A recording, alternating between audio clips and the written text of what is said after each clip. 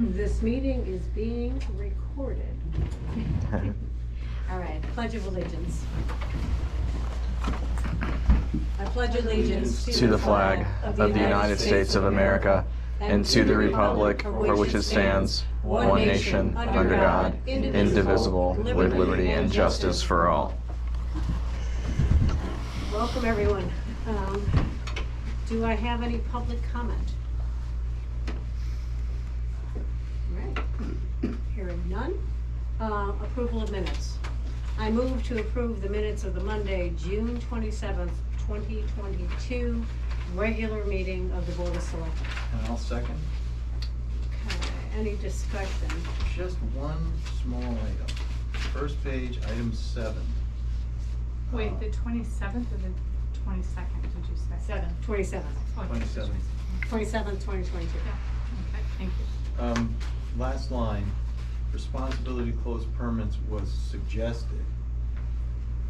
I believe it was stronger than that. I think it was directed. And actually. The letter to homeowners? Yeah. Okay. Richard, now that Robin's back from vacation, that's something that Richard's been prioritizing, and we'll start getting those out. But do we agree that suggested, directed. change that to directed? Yep, I'm good with that. On the, I wasn't here, but on the last page of the minutes, it does say Gorski moved adjournment at 7:48. The motion seconded by Gorski passed. I'm assuming you know. If you'd have been here, I could understand why. Anyway, I just thought you I'll change it. Okay, all those in favor of approving the minutes with the friendly amendment, say aye. Aye. Aye. And you abstain? I abstain. I wasn't here. Refunds and abatements. I move to approve an abatement to Liberty Bank on half of Main Street Cookery in the amount of $270 for overpayment and allow it to follow its normal course. I'll second. Any further discussion? All those in favor say aye. Aye. All right, moving on to appointments. Per our resolution supporting participation in the Sustainable CT Municipal Certification Program, we did that back on May 9th. The BOS needs to appoint an advisory sustainable CT team. Now, remember, the CT team is organized under Stephanie Warren's Conservation Commission. So she had sent us an email. Yeah. And then recommending Tom Hogarty, Maureen Farrell-Charney, and Walt Abatements to the advisory. So I move to appoint those three to the advisory sustainable CT team. I'll second. Discussion. So why do we need to appoint them? I thought that, I don't have a problem with these candidates, it's fine, but I didn't, why do we need to appoint them? It's actually part of the resolution. So I'm when trying you to remember, I read, didn't bring it with me. yeah, the resolution specifically says to appoint. I thought in the resolution, we said, that's why we held it up to get Stephanie Warren, and it said Walter Adamants, maybe we didn't say that third, is it because we don't want a third person on there? It was about the appointment, so it looks like. I'm sure she's gonna get it, I don't have that thing in Yeah, front of me. because she had it bracketed for me, so it really was that we were supposed to appoint them specifically. Now, Walt Abatements was there on the Public Works, just so that if there was any impact on Public Works, he was the representative. Maureen's already on the Conservation Committee, and Tom Hogarty was just a good dude deciding to step up.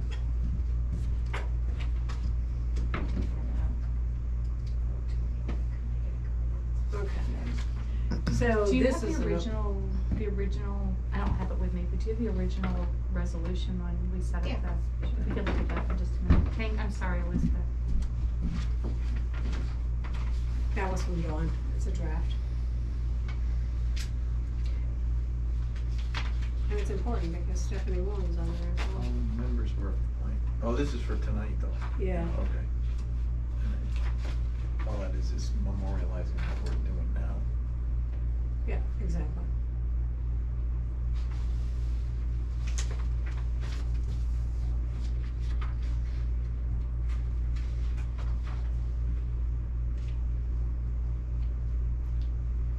It's probably in the recycling bin.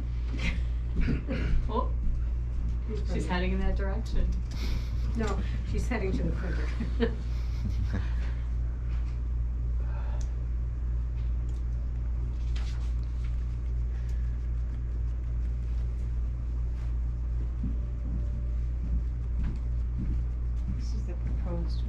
Yeah, I think I remember, it's right in the middle.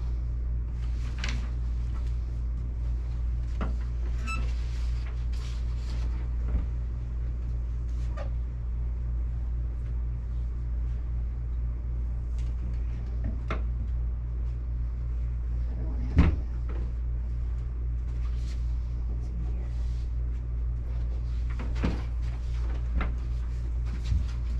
So, Yeah, I'll do it, okay. Yeah.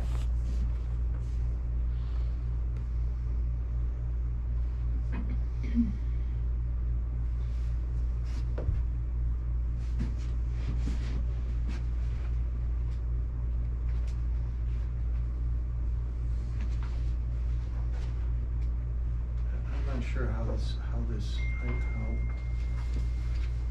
Dawn brought it to our attention that we need to appoint. we need to appoint. I'm not sure how that connects to needing to appoint though. Well, it does say the Board of Selectmen appoint.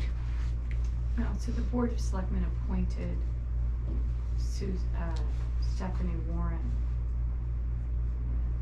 Where's Selectmen? Oh, this isn't the final language we went with anyway, is it? And I think we changed the language in 2 areas on the final one, we changed the language a little bit. To Yeah, it would serve be as in Killingworth's there. Do you know which one it would be? There's one I wasn't, May 9th. It was May 9th. So what we did was create an individual who's a municipal agent, who's the contact person. So that's what Stephanie's the contact person for this. And the Whether or idea- not, yeah, so the Dawn idea came to was- us. If they were all members of the Conservation Commission, they could just have been a working group. That would have been easy, but since there's Walt and Tom, which aren't even members of Conservation, it becomes like a committee. It's still a bit tricky. It's gotta be labeled here, right?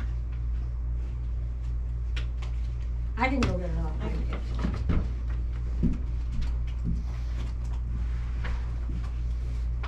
See that? Oh, maybe. So it establishes an advisory sustainability team, which is part of the Killingworth Conservation Commission. And the supervisor of Killingworth Public Works who advises them, and, the municipal agent who also happens to be top. So, because it's like any other working group, it's a working team. I don't think, we did not, to my knowledge, create a committee or. What's interesting, if Dawn came to me, there must have been something in the amendment, so let's double So check. we should probably get the official language of this. I Well, mean, that's I what- don't, I don't, unless, cause then, before we can That's- appoint people, we would have to create a group then, we would have to. This was the proposed, yeah. That was the proposed language that we were looking at, but then, was that the final language? Yeah, I think this is. the Establish one. an advisory. All right, so the only thing it says here is resolve that to focus attention and effort within Killingworth on matters of sustainability in order to promote the Board of Selectmen's local initiatives and actions towards sustainable CT municipal certification. The Board of Selectmen establishes an advisory sustainability team comprised and as may be amended of the Killingworth Conservation.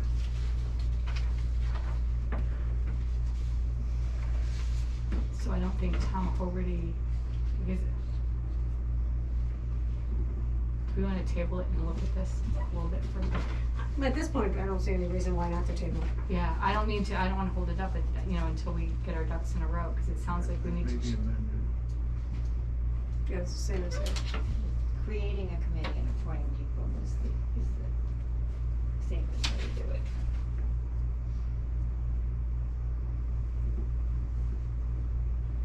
I say we table it for now. I don't think it's anything urgent. I'm okay with that.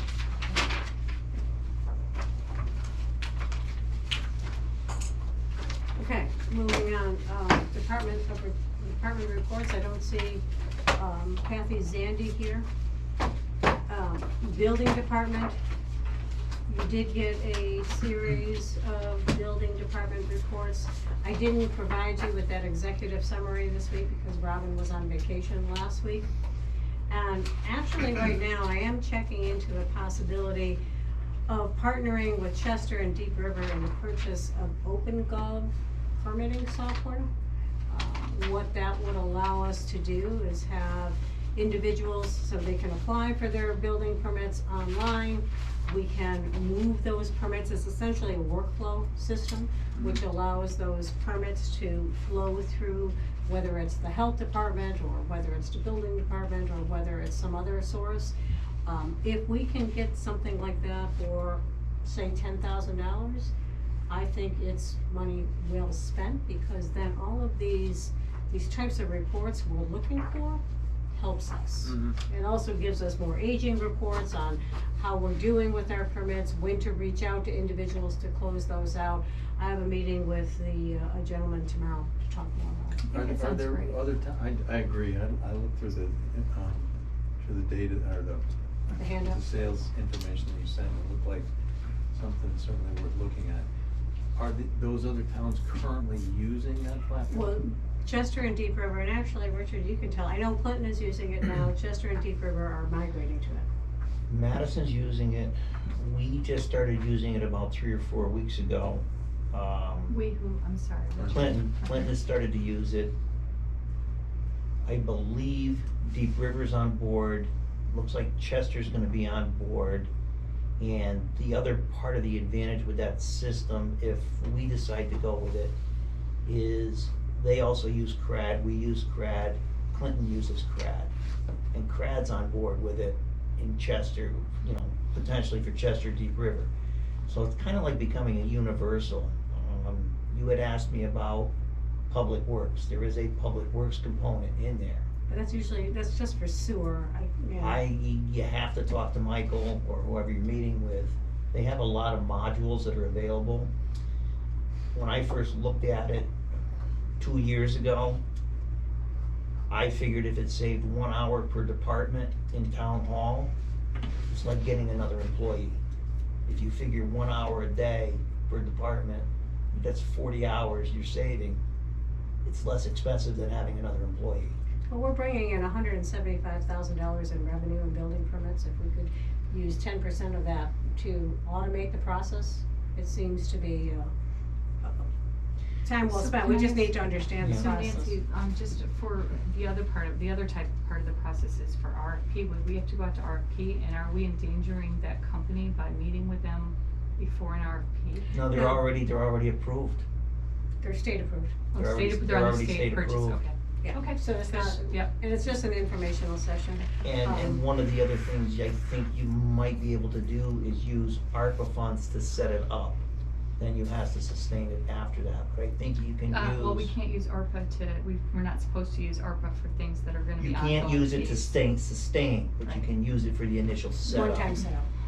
Oh, something to look into, and I did speak with Brad, and Rebecca thought it was because everything connects in, it becomes much better, or much more fluid throughout the process. More to come. On the permit closeouts, I talked to Robin, I drafted up a simple letter. And rather than go with the oldest permits first, I'm gonna try to address them by priority. So we'll send the first 30, I know we have 30 open swimming pools. Let's send those out first, and then maybe concentrate on decks, generators, and then work our way down life safety. So hopefully we're gonna start doing that for next week or two. And she's on board with that, so. Yeah. Also in your packet, you had an update from the health department, the tax collector reports and transfers. Any questions? No. All right, moving on to committee reports. John Mancini's here from Economic Recovery. I asked him to join us to just give us an overview of where you're at and what your next steps are moving forward. Absolutely. Good evening. Hi. Where we've been is we've allocated just shy of $700,000 through a series of capital improvements, which were put into the budget as that was the first recommended approval to the Board of Selectmen. Subsequent to that, we allocated an additional $25,000 to the fire company, as well as about $67,000 to the Ambulance Association for a stretcher, $10,000 to Shoreline Soup Kitchen, and $10,000 to Killingworth prior. You mean you recommended? I recommend it. Yeah. I said that up front, but I appreciate the correction. So certainly, that's where we've been. Where we are is, we're taking a little bit of a pause because I want to make sure that what we're doing is in sync with the proposed policy that Gina's putting through, and that we're continuing to allocate funds. And we have a series of requests that were put in during the public comment period, which we haven't really vetted yet. But that was really going to be our next area to look at. Some areas like community proposals for, there was a request for possibly allocating money towards COVID home testing, which is sort of a little bit past, but it tends to continue to pop up from time to time. Helping Hands has requested some help. Again, all of these are on a list, which is part of the website, which is meeting material information. But where I want to make sure that we're in sync with what you guys from the Board of Selectmen are looking for us to do. And I know back in May, looking at some minutes, there was concern that maybe we aren't hitting it on point, and I just want to make sure that through this conversation that we are, and that we will continue to do and follow the final rules that came out in April to recommend funds to you guys at the Board of Selectmen. So at the moment, I'm just waiting to make sure that what Gene is proposing and what we're doing is in sync, so we don't have a disconnect at any given point in the process. The entire committee is working hard at really looking at these things carefully, making sure they comply with the rules, and getting them to the Board of Selectmen in a timely manner so we can get these funds helping us as opposed to sitting in the bank. And thanks for that, John. Gina has always phrased it as we're sort of changing the tires on the plane as we're building the plane. Because, you know, this is a new process for us. And she's also learned some guidance along the way, which is where that financial policy is, the draft financial policy has come into play. I think the key for us is just to be able to document what we've done. There's been a number of allocations against our 22-23 capital that have already gone to town meeting. There has been the $25,000 for the fire department that's also been approved at town meeting. We have 3 outstanding requests, and of course there's going to be more to come, and we just want to make sure that the policy is in place, that we can make sure, whether it's retrospectively or prospectively, just going forward, we have a structure in place that we can adhere to. Questions? I was just gonna say, John, this is the first time I've seen you since the, or if I did, I'm sorry, I don't remember seeing you since the public meeting that I attended online. And I'd like to thank you for all the service. You've sort of like wrangling cats at times, I imagine, and you've had a steep role and lots of requests coming at you and lots of energy, we'll say it that way. Thank you for listening to the folks in the town and really weighing those options. I mean, it's a little easier job allocating money than taking it away or raising taxes, so, you know, but it's still making determinations and keeping all of this in mind. So we thank you for the effort and the time that you've expended with the rest of your committee. So if you could extend that back to your the rest of your committee as well, we appreciate the work that you've done. Thank you very much. And I have to say, I probably look better on Zoom than in person, so that's why no one really recognizes me. Yeah, that third dimension is a killer. But thank you for your kind words. We love you, John. I certainly would echo the support of what you've been doing. It's hard work. Definitely at some level herding cats. I also think that we're much closer in terms of what needs to be done here than might be perceived. And I want to say that I appreciate your patience, but I'm quite certain that we're going to get there, and we're going to get there in a place that allows you to do your business and us to conduct the town's business. Absolutely. Thank you. Actually, with that, Gina, now that you're here, any word on when the second tranche is No, going? it's been crickets. Must be summer vacation season at the state. No, the thing is, if the state got it, I think they would be talking. And when last I asked, and I think it was last week in June, they said, they haven't gotten it yet, and they have to turn it around as within 30 days, I think, of when they receive it. They haven't received it yet. Okay. Well, now that you're standing, any, budget report? I distributed it, I did them over the weekend, so I apologize, but it's a crazy time of year. No surprises, other than what we've talked about in terms of, operating over expenditures. Right now, it's just snow budget and town council, which would be items to go to town meeting, but we won't be able to know for sure where we stand until probably the end of August on the operating budget, but overall, no surprises, nothing that we haven't talked about during the year. Okay. And I'd be happy to answer questions if, when you look at it, you know, shoot me an email and I'll clarify for you. But you're saying we're already getting a flurry of checks, we're closing out 21-22 and getting a flurry of checks for 22-23. As long as the tax money keeps flowing in, which it is. All right, moving on, new business. Ray, here to talk about the Valley Shore Emergency Communications lease. Good evening. My name's Ray Lemley. I'm working as a consultant to Valley Shore Emergency Communications. Rick Darren, who's the director, is on vacation this week, so that's why I'm here. Basically to open a conversation. I know Rick has sent an email out to the town to start this conversation, but in terms of a little history, Valley Shore leases the tower right behind us from the town. That original lease goes back to about sometime in the late 80s. That lease was renewed and the current term expires in 2031 with a 10-year option. It's kind of a tricky situation because when that lease was done, the only thing that was leased was the actual tower, the space for the tower, which is a 23-foot triangle, so 23 by 23 by 23, which is essentially the footprint of the tower, but it doesn't include any additional ground space. So everything within that fence is not included? Correct.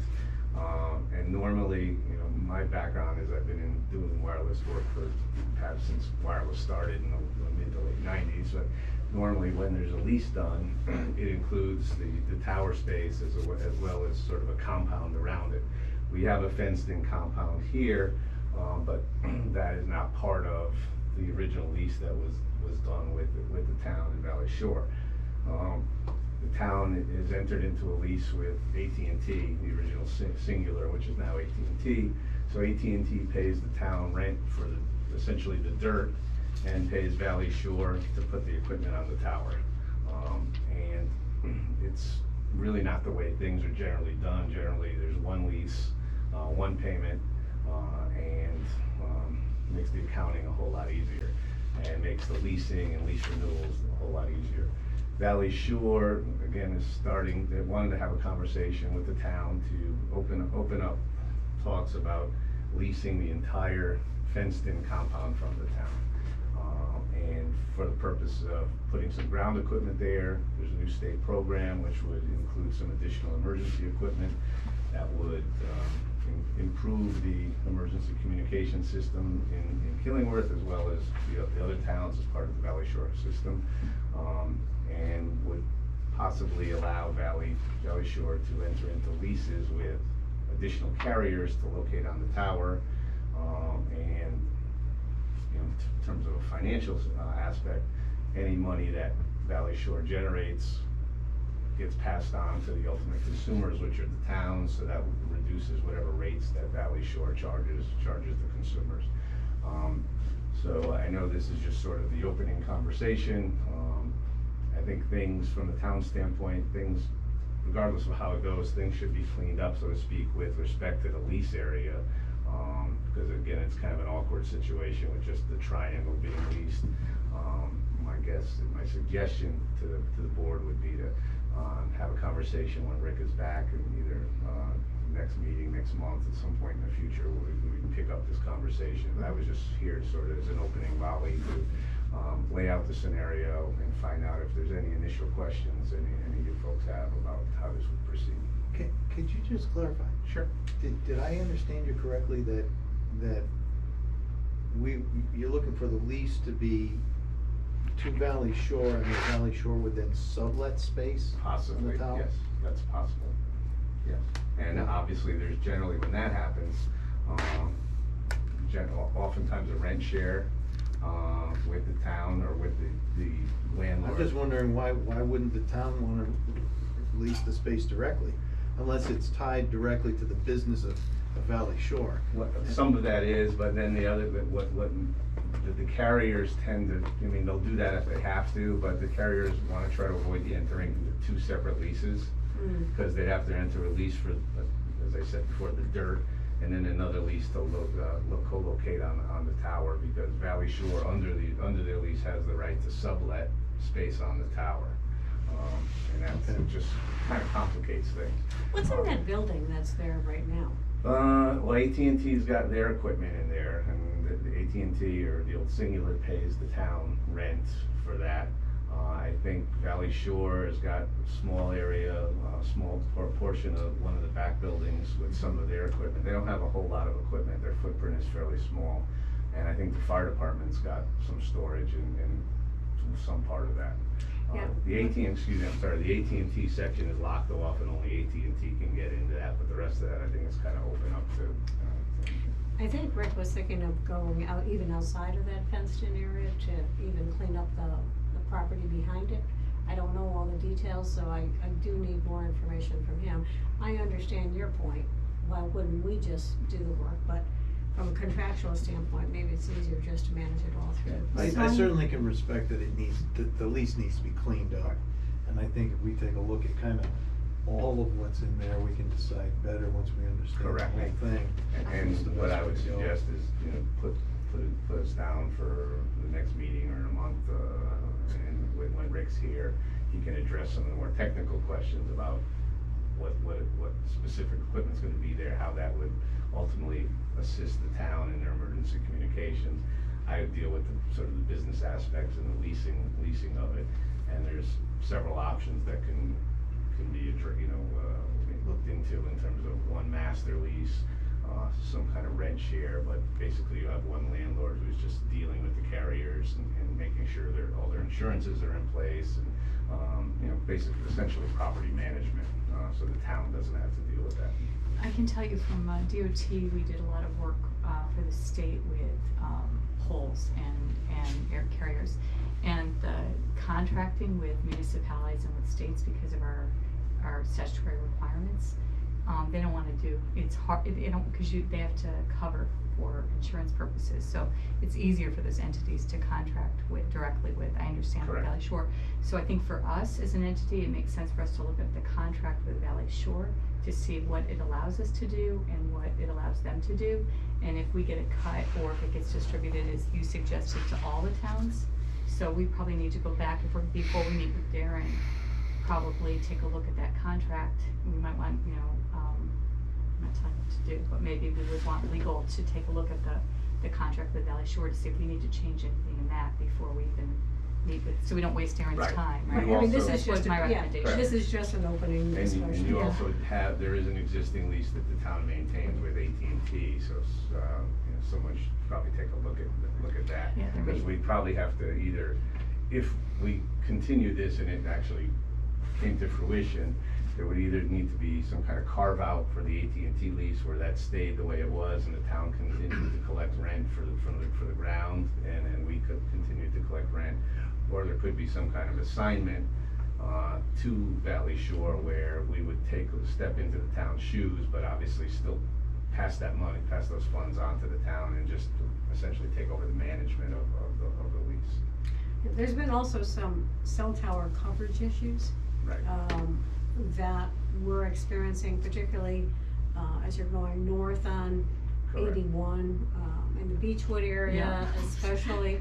I don't know if the town has the opportunity here to put something up there to improve that. So there's more to this than just meets the eye. Right, and again, as somebody who's been doing this for years, there's Dish Network is coming out with a brand new system that's a new network, it's a new carrier, so they're looking, they're knocking on doors looking for space.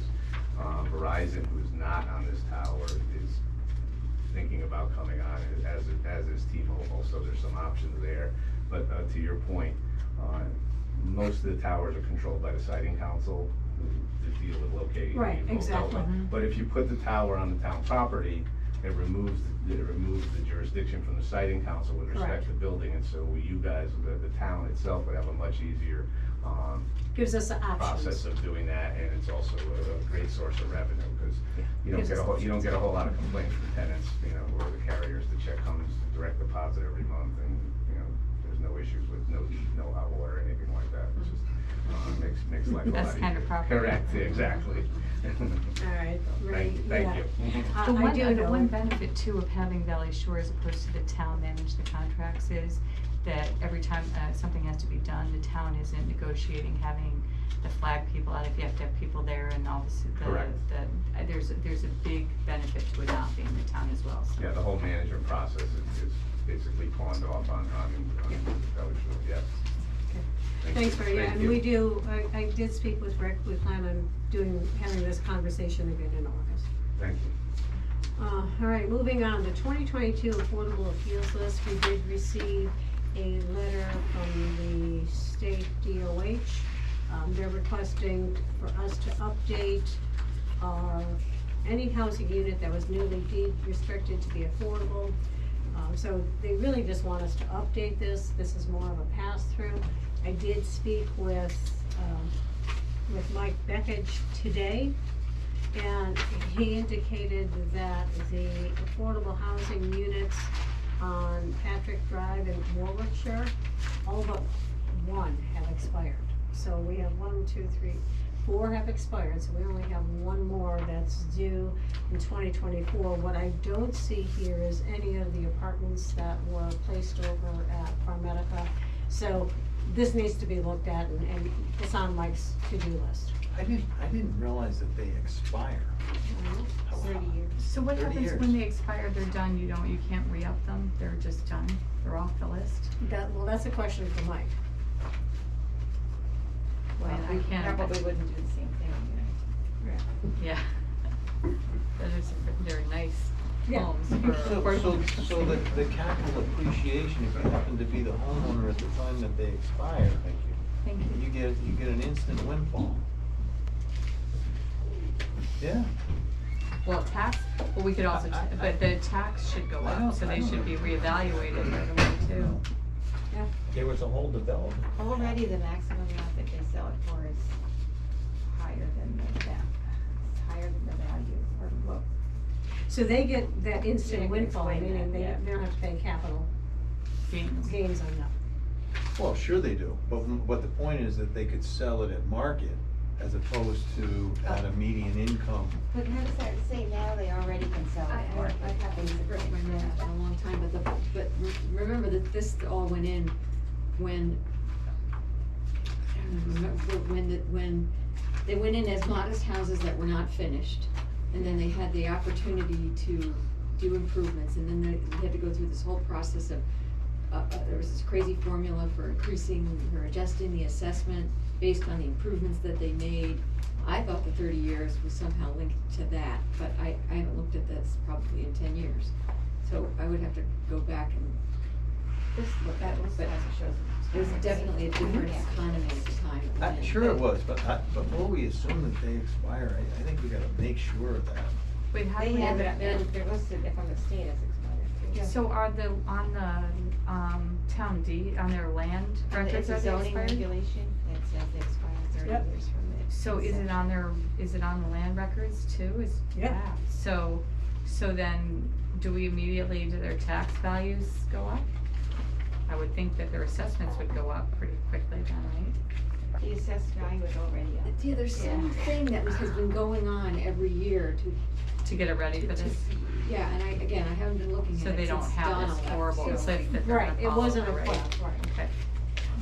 And actually, Mike said today that this is such an unusual circumstance we're in with housing prices going sky high, that it's almost difficult to sort some of these reporting structures out, but he did come today with this. But he also didn't mention the Gargiulo properties that we have. Mhm. The that which have to be properties? added. The, Farmedica. the Farmedica apartments. What did you call them, the Gargiulo. Gargiulo? It's the Oh, is that the owner? No, it's the owner. Gargiulo? Yeah. But this isn't due until October, but I just wanted to make sure you were aware that it's in our office. Mhm. The July 25th BOS meeting, I am going to be away, so I moved to cancel the July 25th BOS meeting. If we don't have any business, I'm certainly all right with that. All right, have a great time. Okay, do I have a second? I'll second it. Any further discussion? No, all those in favor say aye. Aye. If there's anything critical that comes up, I'd hold a special. All right. You Oh. hold one, or you're saying we should hold one? Well, no, we'll sort that out. If there When you is, said I didn't know yeah, what you I'm meant gonna by be, that. I'll be away, so it makes it more difficult for me to host a meeting. So this is the next meeting? Yes. This is, okay, good. We're all going on vacation. Yeah, it's going back, well, you're, Make sure there's room on that boat. you got a marriage. You gotta walk a daughter down the aisle. That's true. Is that coming up? That's Is that true. that weekend? No, it's the end of July, But, yeah. July 30th. Yeah. Okay, well, it Okay. gives you, you can smile a little Yeah. brighter that day. I move to add an agenda item, tax abatement for emergency management director to the agenda. I'll second. In terms of discussion, looking back at the April 26, 2021 BOS Selectmen's meeting, Eno moved to approve a tax abatement for the emergency manager at the time, who was Don McNeil. Yeah. So really what I was trying to stage up, particularly now that we're in abatement season, that we also approve, well, that's the discussion. All those in favor to adding the item say aye. So we're adding it to the agenda, so Yeah. aye. Aye. So now the key is, in fiscal year 2021, Don McDougal was our emergency manager from 1/1 to 9/20. And that Brian Walsh was our, emergency manager from 9/21 to 9/21 to 12/31. So both of them are entitled to a prorated Yeah. tax abatement. Yeah. So I move to approve a prorated tax abatement for Emergency Management Director Don McDougal for his period of service beginning 1/1/21 through 9/20/21, and Brian Walsh for his period of service beginning 9/21/2021 through 12/31/2021. I'll second. Discussion. Okay. I'm not quite sure why we have to make a motion to do this. It sounds like a pure administrative. Well, I would agree, but I don't think we had it on, did we have a process for them? We get lists each year, one from the ambulance, one from the fire. Right. That's how it works. This person would not appear on either one of those lists, so it just didn't happen. And so the current director came in today and asked the question, and we all kind of looked around and vaguely remembered this taking place. There's nothing to make this happen unless the Board of Selectmen calendarizes that when the lists come, they also add to that list this particular position. 'Cause they're not on any roster for either one of those organizations. Okay, I get it. So I'm wondering if we shouldn't make a motion that more or less You don't have to. codifies the approach, Right, rather that- than be specific to this. Well, I think this one is a little unusual too, because It's a split. it's a split, and maybe it doesn't have to be voted on at this meeting, but it's. But I'm suggesting something like that included as part of the tax abatement program for emergency responders, the Board of Selectmen shall annually approve Yes, the emergency director, an abatement. for- and where there has been multiple, position Yeah. holders, they will receive a prorated, Yeah. And does- stipend for the period of time that they've served. Perfect. Should that become part of the article? Did you get all Well, that? no, Linda, see, did you get all that? I do know, I do think that. I think it should become part of the ordinance. That's, because we have the ordinance for firefighters, and ambulance. Mhm. So we have that there. I would suggest that if we were gonna codify this, Okay. that we include just one statement, emergency management directors, in that ordinance, but that would require us to go to town meeting. But The I think other that's how it's question that codified. came up from Don was whether the deputy was eligible. And he thought that he fell off because of the deputy, because he became deputy. Because he got it the year before, and he, and this year he thought that's, Yeah, Did but we it- have a So, deputy so, in the past? so, I guess we I, did. No, we I would haven't. suggest then we move the motion. And that But this- allows us to clean it up for now, but I'd suggest that we, We go to- then we put it in the Can I ordinance. ask I you, think so. they're not otherwise compensated in any way, is that Correct. right? And they're appointed by the fire department or they're appointed by us? We appoint them, right, when we do the annual appointments, right? So that's why they fall to us and they don't show up on the list. Okay, just wanted to clarify But what that. about Elizabeth's question about deputy? I think it's pretty clear that it's just the emergency management director, not the deputy. At the moment, yeah. So, all right, all those in favor say aye. Aye. Aye. Do you need us to restate or further restate that? No, we approved the original motion. Oh, you did, okay, not what you said. So. Oh, and we'll think about that in the future. Yeah, what we need to do, so it's an action item for me to update the ordinance, which makes better sense. All right, moving on to old business, ARPA funds draft policy. So Gina provided us with a draft policy,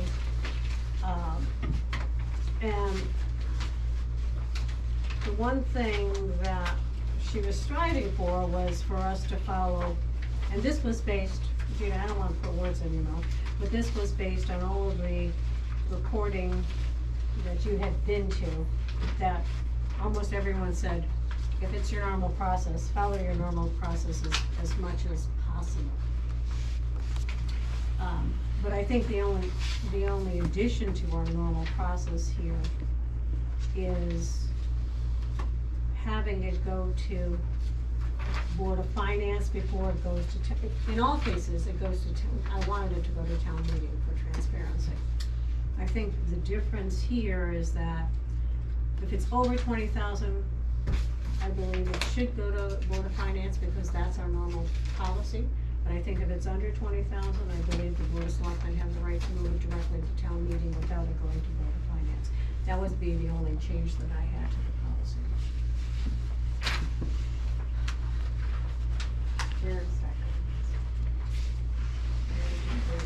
My concern about that is it feels a little bit like it's adding what might be a confusing layer. I guess if we get into a lot of small disbursements, then maybe it makes it easier not to have that extra step, but if you wanna include as many people as possible in the process, that might make sense to include the Board of Finance in the process. I don't know. Also, if we do most of them for capital improvements, which is where I hope we go, then it would go through the Board of Finance as well, I would think. 'Cause it would certainly be above that threshold. Yeah, I mean, the onesie-twosies, I just feel like it's an extra bureaucratic step for those little ones, but, and it's, you know, our normal process is anything over 20,000 would go to Board of Finance, and that would be a capital project anyways. Yeah, but what's different is that in the past, if it didn't have to go to Board of Finance, generally it didn't have to go to town meeting. Well, So we've yeah. added the town meeting piece to But we've all of added the that I think ARPA. the other is that there's an approved budget that backs up that Capital, allowance. capital. And this is sort of a unique program altogether. And therefore. In other words, the townspeople have approved a budget, and there's certain spending limits within that are approved. Right. And so we're operating within that, but we've got that budget that's backing us up. Right. So we can't just continue to approve, $5,000 projects and below, because we don't have the budget to back that up. Here, there's close to $2 million. I'm still not following what you're saying, so, for example, what we've done at this point is we've taken a chunk, we had a bunch of capital projects that we are funding with the ARPA funds. And we put that into the budget and the town voted on it, and when we spend that, I will move that ARPA money over to offset those expenses. And are we saying the same thing? So far, we're saying the same thing. Okay. And I'm just, I think it's cleaner if we just keep the same process regardless of the spending level. We should go to Board of Finance. And maybe at the lower level, it's information only, and the other requires a formal approval. Right. But I just think it'd be cleaner to do that. And then there's no confusion. It's 1, 2, 3. Yeah, that's where I'm coming from. Again, the thing I stole from the Treasury Department was building the airplane while we're flying. Well, I understand that, but we don't send a $5,000 overrun to Board of Finance, so to me, it's still our same process. Well, I'm hoping we're not gonna be doing those kinds of disbursements, but maybe we will be. You don't know, I mean, there may be some things that are small. You just don't know. If I may say something? Mm-hmm. I think what I'm hearing Lou say is that this wouldn't be an overrun though, because the budget's not backing it up. This should be a new line. So if you've got a budget line and you need $5,000 more, that's one thing. But these would be non-budgeted items. They would be non-budgeted items, but there is a pocketbook to draw them from, and it's called the ARPA funds. But finish your thought, this is But what it that's was, why- and therefore, That's what? why we need a democratic valve to go through the normal procedures, ultimately leading to the town meeting. And that's what we would do. And then if it weren't ARPA, if it was something else, that's what we would do. And now, if we need $5,000 more for the chair budget line, and we That already. wouldn't go to Board of Finance, that's what I'm saying. Right, but that's because we have the budget backing it up already, and we just miscalculated it, or chair prices went up or whatever. So Right. I know it's not a perfect fit. I just, for me, if it's over, I'm still at the 20,000. I think it's just adding another layer to send it to Board of Finance. Trying to follow our normal process. But again, the difference is that our normal process wouldn't, for the low threshold items, it wouldn't go to town meeting unless there were capital projects. Well, and yes, you're right. This is the only major difference, is I want everything to go to town meeting for transparency. So you're saying everything town meeting and then over 20 Board of Finance? Correct. But, I think, given the circumstances, I still feel, I think we should go 1, 2, 3, and they should all go to the Board of Finance. That way there's complete transparency to all of this, and as long as we gotta go to town meeting, I don't see, I don't see the And problem. maybe, we started to talk in our office about having, quarterly plan for a quarterly town meeting if we needed it. Maybe once we get in the rhythm of this, it's an easy quarterly inclusion as we move through this ARPA money. yeah, I wanna What get would be into the it. downside of forwarding even the nickel and dime ones to the Board of Finance? What's the downside of doing that? It's just an extra layer. It slows down the process. But we don't have the money to distribute it anyway. Oh, we do have. We do have enough half right of it. now. We have half of it. I don't see how it slows down the process. If they all meet- have to well, go to they town meet- yeah, meeting. they meet once a month. We meet twice a month. We get recommendations, it does slow it down to 2 to 3 weeks. Still have to go to town meeting. Well, And true. so they're sort of the regulator for the whole thing. Yeah. I wanna make sure that we've got this money. We wanna get it into the community as quickly as possible. We've been holding it up for quite some time. And there's people, I know the Ambulance Association, they need that new stretcher. They were out there 2 weeks ago fixing the hydraulics on their stretcher. And this process is holding it up. No, the process isn't holding it up, the overall program is holding it up. The overall, yeah, but that 66, that we have to get it to town meeting so that we can approve it. So, I'm fine if that's the way this, we could. Could you modify the policy? Could you leave it in there and and then we could modify the policy as Of we course need we to. could. I mean, yeah, I mean, let's approve, here's the deal, I want this to move, I want these things to move forward. So my recommendation would be to approve the ARPA funds policy, so that we have that in place. Then, we start sending these, we have to send 3 things to town meeting. But if approving this policy is gonna hold up sending the 3 things, they've already been waiting since May.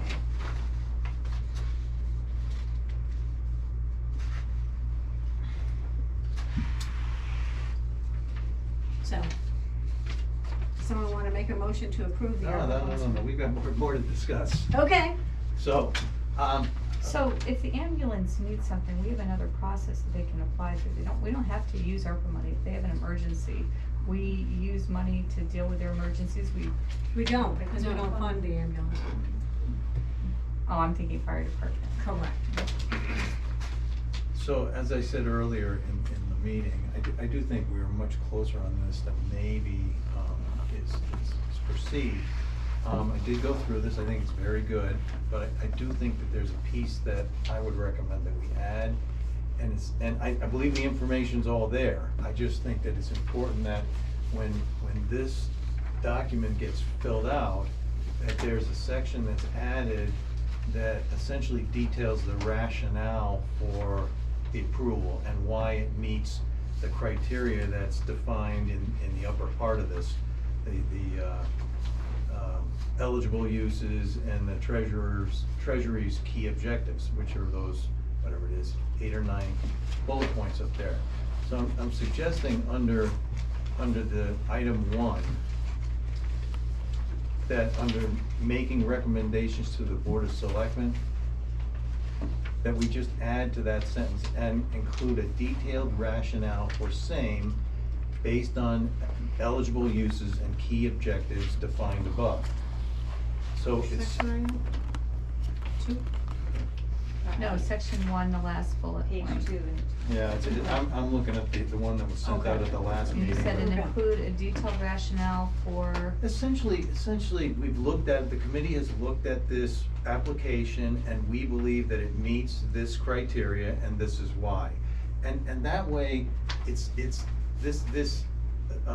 application is very straightforward. What I think it lacks is our ability to put this in front of the taxpayers and say, this project was approved and this is why, or this project was recommended by committee and it meets this criteria and that's why.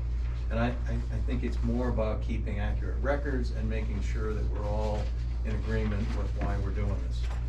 I don't think it's a major change, but it does capture that information.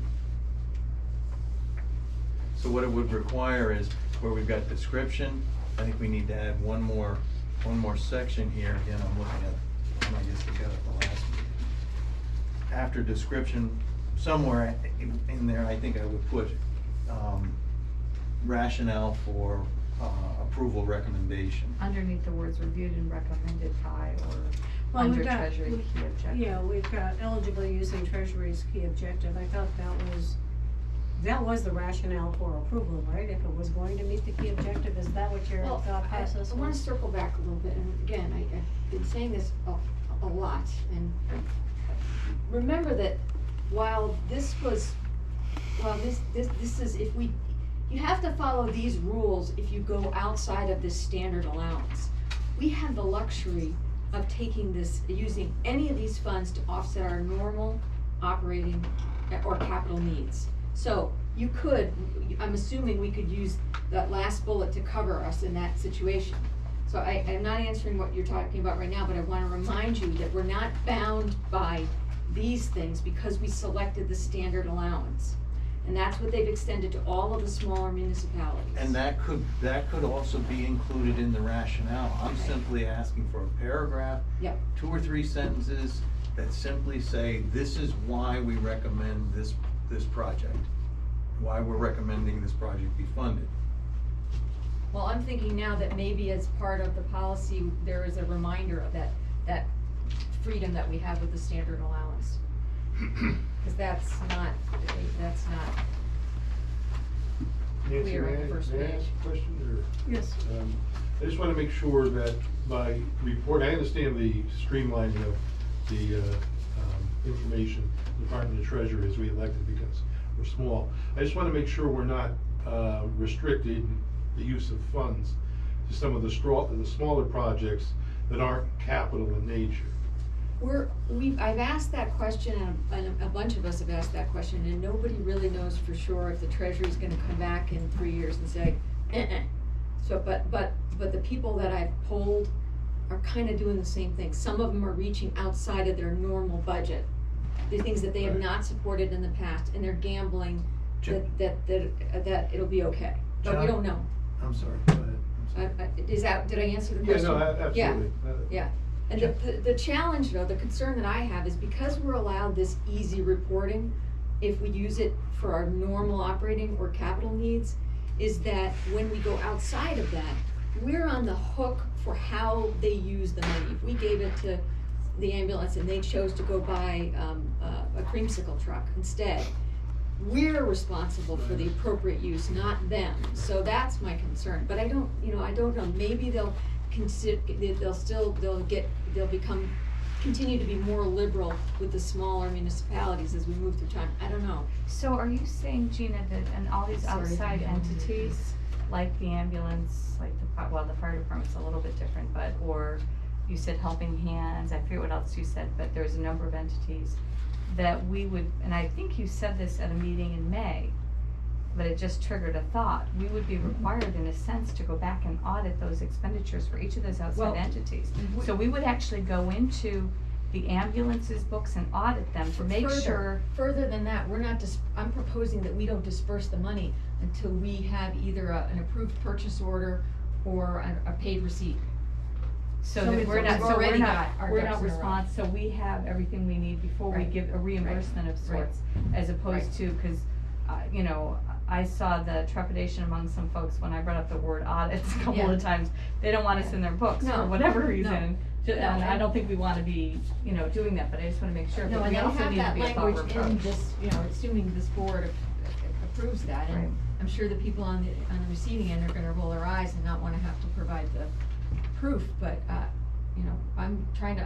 looking out for the town. No, we appreciate that, Gina. Yeah, I mean, right here, it does say supporting invoices provided, so. John, to your question, that's very much at the heart of why I'm asking.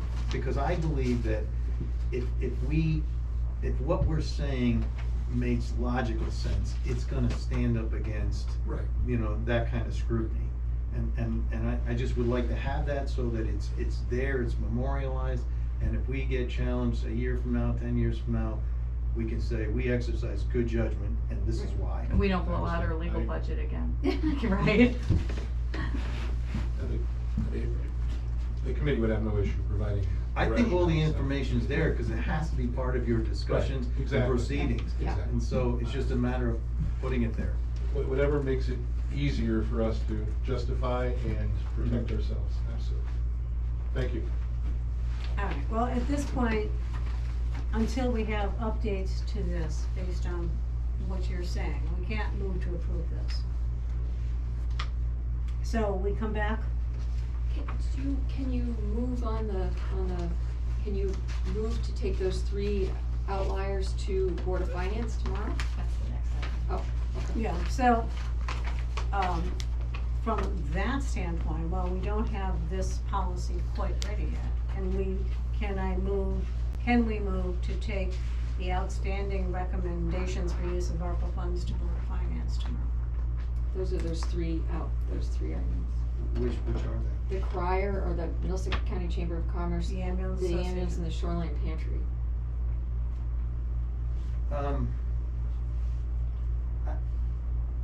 I'm a little bit uncomfortable doing that out of the context of this, but I also don't understand why we can't move this tonight.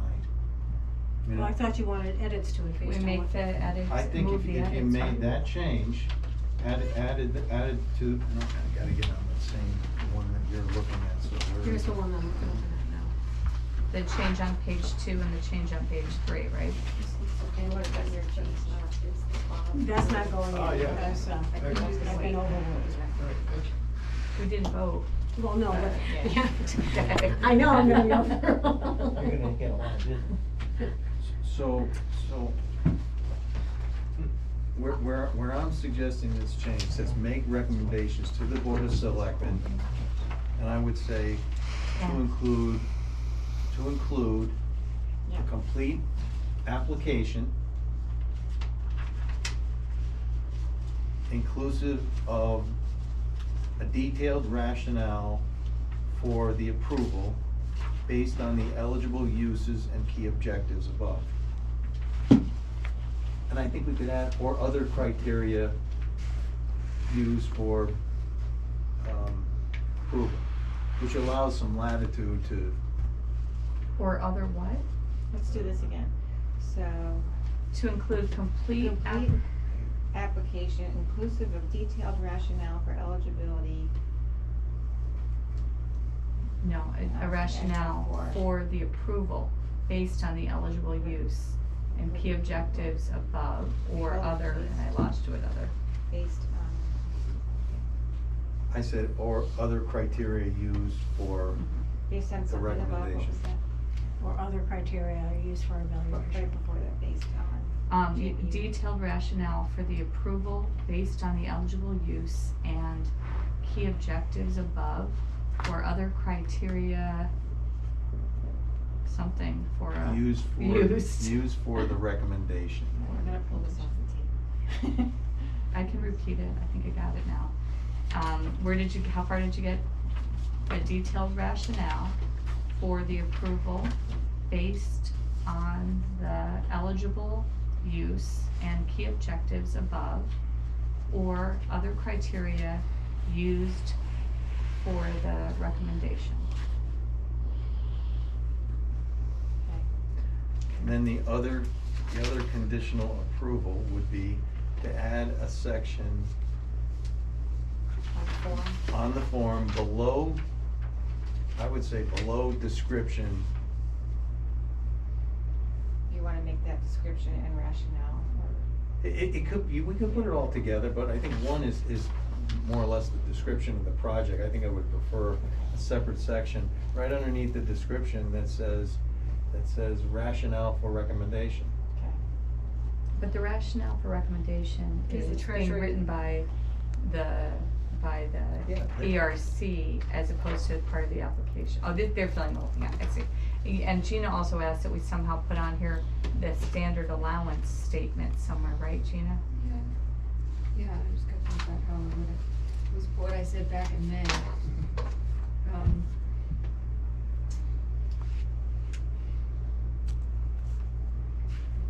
Which allows all non-entitlement units to spend ARPA funds for general government services. That would be another bullet on the first page. Correct? Yeah. Under this section here. Correct. Where? So Lou, is this in addition to Treasury's key objective and eligible use? Or is it replacing that? What is this? Are you on the On form? the form, yeah. I simply would have put it in here, and I would have just put the header that Okay, says, rationale. and then, a few lines, attach a separate sheet if needed. Yeah. And then below that it says eligible use and key objective. The eligible use is Just a bullet. from their Right. thing, okay. Could we add just a bullet on That's the where I first was page and thinking. say get general government services under the Treasury treasury's key objective.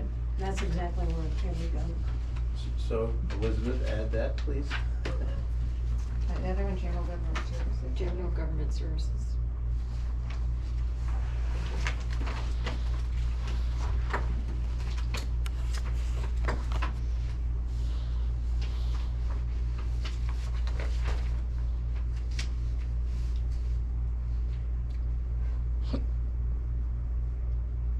Go ahead.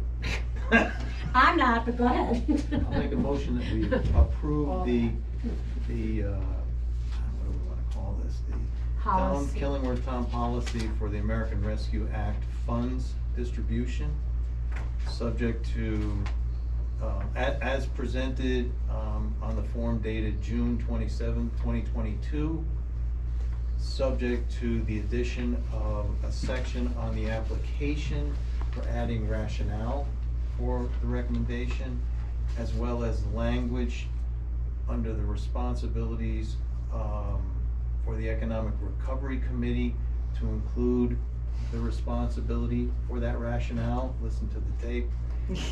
And also the addition of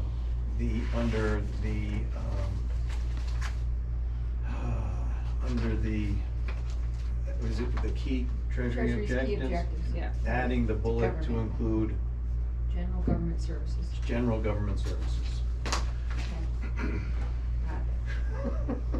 Got it. I second that. Discussion. Are we expecting the Economic Recovery Committee now to go back and fill out all of this information retrospectively for all of the recommendations that have already gone through town meeting? Question? I think it would be easy to, I would say no, I don't have a vote. But then we're I would not say- following our No, policy. my point is that all of the money that we've given out so far are town agencies. And we're gonna have those receipts that we need. And you could say it's all general government services. I mean, for that matter, I could fill out the checklist. Well, if we're giving this, if the policy is written such that the economic recovery, I gotta call you back. Star Trek. I know, it's. Technology. Yeah. But anyways, if the policy is written such that the Economic Recovery Committee is responsible for putting this stuff together, it would seem to me that they should go back and retrospectively complete this. And they're completing, this is set up as a checklist, so they're not gonna be doing the bottom part, they're gonna be doing The just top yeah. part. I mean, I have no issue. John, how arduous is this to do? I have no issue with it. We have the I think we have the documentation. And the minutes to support it, so. Well, I'll be happy to do that, because it's the policy. I know I'm out of order, but I have one question, if I may. And that is, I just want to make sure that, and it goes back to my original thought earlier, by throwing that sentence about the government agencies in there, or for government. government Yes. services, yes. That the other 4 or 5 categories which are permissible use, we still have the opportunity to do. Absolutely. Yeah, I just wanna make think sure. it's more the reverse, I wanna Right. make sure we still have the Got it. opportunity. Got it, Yeah, okay. yeah. Thank you, I Okay. appreciate it. All right. I think we got through all of it. Do you wanna also maybe add the date, on this checklist form? I don't know, that way if you miss any, The I don't know, date, the date, when it was you know, completed, today. or the date that it was Well, the designed. disbursement date is on there, the date of request is on there, but like as of date or something like the iteration date, you know what I mean? I'm not following, the date that it was The designed. power. You wanna add a Yeah, revision like- date to the A bottom revision of it. date to the bottom of it, Yeah. just so that if we end up tampering with it again, we have on their original copies and we know what we're dealing with. And also if we miss some, if we don't end up going back for some reason to the early ones. Yeah, you know, you never there's- know it how helps us form's with- gonna work until you try to start to use it. Yeah. But putting a date, approval date, revision date, whatever, makes sense. All right, moving on, so with regards to the outstanding recommendations, I move to send the recommendations for the Middlesex Chamber of Commerce. Nancy, we still have a motion that has. Oh, I thought we, sorry, We there's did. too much, maybe the phone got me. I'm gonna call you Bruce. Okay, we have that nice long motion. Second. Okay, all those in favor? Aye. All right, now I move to send the Middlesex Chamber of Commerce, the Killingworth Ambulance Association, and the Shoreline Soup Kitchen to the Board of Finance for our newly approved policy. A second. Any further discussion? All those in favor? Will we have applications for those? I'm just gonna grab John in the hallway and say, Yes. you want me to throw these together? Yes, no, I'll be happy to put something together. Thank you. And we have it in your letter that you sent to us. I know, it's real essentially. easy to cut and paste, that's why. Yeah, exactly. Thank you. Thank you, John. No, no. All those in favor say aye. Aye. All right. Moving on to requests for proposals. If you wanted, I have a copy of it. Your recommendation letter. Well, I have it, but thank you. Of course. The consultant services to review public works. This week, for the public, we received one RFP, and it was for the cost of $40,000. This was meant to be done in 2021, 2022. If we wanna do this, we'd have to go to Board of Finance and Town Meeting, because this is an appropriation of $40,000. I didn't know what you felt about their response. Although we only got one, I thought it was thorough. I thought that they touched on the important points. I was more than comfortable with their background. It seemed to me like a good fit. I thought so too, and you know, there's a couple of things that are in here.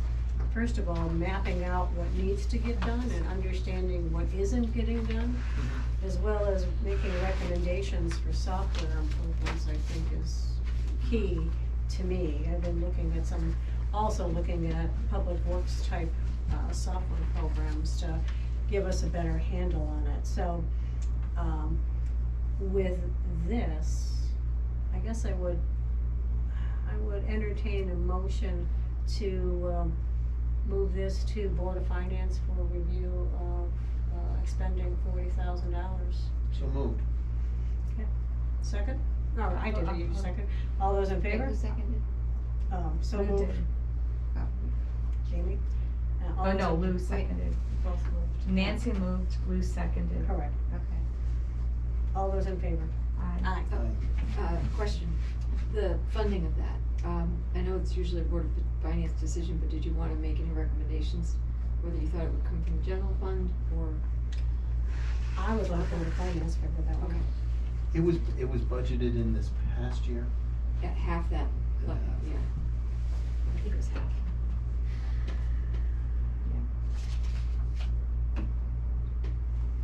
So it's a big no. I really think it needs to be done, though. That is, you know, certainly this board's biggest expense. And right now, we don't have a compass, so. Right. Or any, yeah, you're absolutely right, there's, The plan, we don't have a real good plan. you know. we Or don't- historical. Right. So I think we'll send this off to Board of Finance to take a look at. Also, Elizabeth included the custodial RFP. Yeah, Elizabeth and I have been working on putting a draft RFP for custodial services for the town buildings. At this point, what I'm gonna suggest is that Elizabeth, if you wouldn't mind distributing copies to the Board of Selectmen for review, and then we could discuss it at a future meeting. Okay. Now, I took a quick Yeah, read we'll at be it able to- today. You have to. So we can. Oh, and this plan, it did, and the one you left for me this afternoon? Yeah. Yeah. It just came out. Thank you. Okay, moving on to the drinking water state revolving fund application. I spoke with DPH last week. Killingworth and KES are included in the draft intended use plan for disbursement of the state matched federal funding for water remediation. What that means is the finalized intended use plan is expected in late fall. This is a forgivable loan. We can start doing our design work if we so choose at this point, and we'd have to expend our monies now and then get reimbursed after the approval. But at this point, we're starting to run into fall. It seems to me that it would be prudent to start this work in January after everything is in place. And you're not gonna be able to dig any new wells probably until February, March anyways. But the key is, we're moving forward, and this is a positive thing for the town. We do need to do some competitive bidding, but there's some preliminary design questions that I need to have answered. So, for example, what was the the report that we got from GZA had recommended a third well at KES. And when we were speaking with KES, they're not sure that there could be a third well put there. So it's likely that I'm going to have to reach out to our engineering team as well as GZA. One, to understand, is there a possibility of placing that third well at KES, just given the geography and being outside of the plume? And if that was the case, what's the probability of good water? The other option would be to drill a well or run lines from the library where there is good water, and then move it that way. So we're looking at two different options, and I was going to meet with Nathan Jacobson and GZA for a half-an-hour session. If any of you would like to attend, let me know and I could make it a special meeting. Is it a half a mile from the library to the KES or what? It would be, well, whatever the distance from the library is here, and then from, well, the library, or from here to the KES. You know why they don't think? Brandon from the pump, I can't think of his last name. Is it from the topography of Topography. and the under the water? So That was right. if it's all going in this direction, they know where the plume is going. That was his concern, because they had a hard time putting a second well in there. And you could reach out to Brandon, he's from Hungerford Pumps, I think. He's the gentleman that works with John Mercier. I'm just, I didn't know whether it was a hydrology thing, is it a plume propagation thing? It's a combination of both. I think it's topography, the geology, hydrogeology, as well as whether or not it would be outside the plume area in order to get good water. And we don't have the plume study now. No, the Right, we're still plume, working. well, we have the plume study from the original. Right, but we Yeah. just recently drilled new Correct. wells. So I guess I would strongly advise that before we make any kind of decision. Let's get that we those results back. Get those results back and find out, more extensively what we're dealing with. But that's where we're at. But Mhm. it certainly was good news that we're on the list to be served by the federal matching funds. Get the results from the test holes. Yes. They just finished up Friday. They've been working pretty diligently back there. All right, selectmen's comments. The only one that I have, I think, is that I do have somebody lined up to work on, let's see. The soap dispenser? No, the soap dispensers are actually in the RFP, but item 15 up there, so somebody's gonna come Oh, out and take a okay. look at replacing that railing out there. Good. Yeah, you're right, I did see the soap dispensers and the It's in toiletries there. and all that. Jamie, anything from you? For my comments, I included you both in an email response to Dave Ties, who as of July 6th was leaving Arch Law Group, and I don't know all the implications, but he's resuming his practice law under the firm of Howard McMillan and Ties. And that particular letter was aimed at making sure that he takes our documentation with him when he exits. The personnel manual, I continue to work on editing that manual, and I expect to have a red line version to you later this week so that you can take a look at what I did. The KBFC pension plan, the draft plan is expected to be ready for review by the trustees at the end of the month, so she's finalizing that. She did an awful lot of work on making sure she got rid of the ERISA the ERISA statements that were in there, and making sure that the language was supportive of what the town's needs were, but also what the firemen and the volunteer ambulance association wanted. The acting building official, we had Jerry Russ now in place for greater than 180 days, and it came to my attention that per state statute, the chief executive of any town may appoint a licensed building official for a single period not to exceed 180 days. So Jerry's contract is coming back up, and we can't review him as our acting BO. So at this point, Richard has offered to take on the role of acting BO when Jerry's appointment ends.